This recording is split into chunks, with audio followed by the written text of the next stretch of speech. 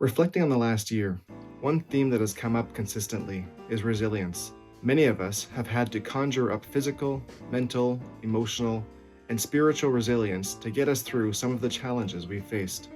And as I strive to strengthen my own level of resilience, I've become more attuned to seeing resilience in action by others. One such example of resilience in action occurred on a cold winter night in 1975.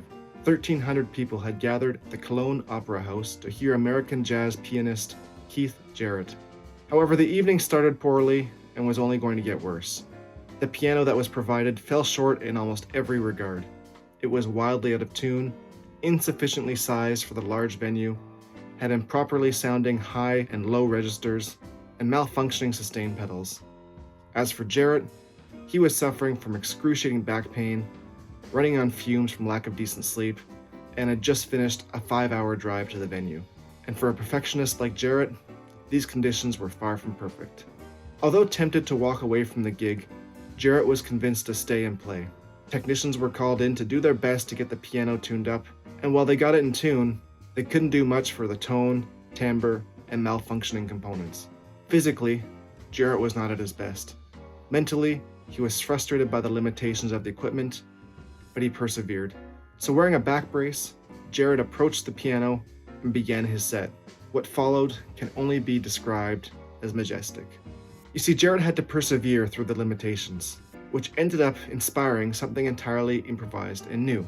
The piano's tinny high tones and weak low tones forced him to stay largely within the mid-range. The insufficient size of the piano caused him at times to stand and really pound the keys so that the sound could fill the hall. Throw in some heartfelt foot stomps, some faintly heard melodies sung by Jarrett as he played, and what you get is this jazz, part folk, part classical, virtuoso performance that would become famously known as the Köln Concert.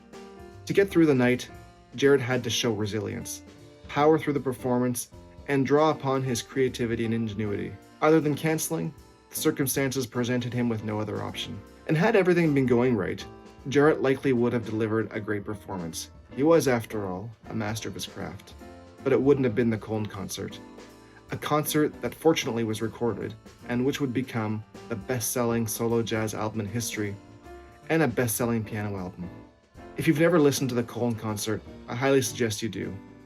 The links to the Apple Music source are provided below. Its brilliance and beauty is beyond description. For me, the Köln Concert also serves as a reminder as to what happens when we show some resilience and persevere through the challenges we face. Oftentimes, these challenges are actually opportunities for us to reach deep within ourselves and pull out the best we have to offer.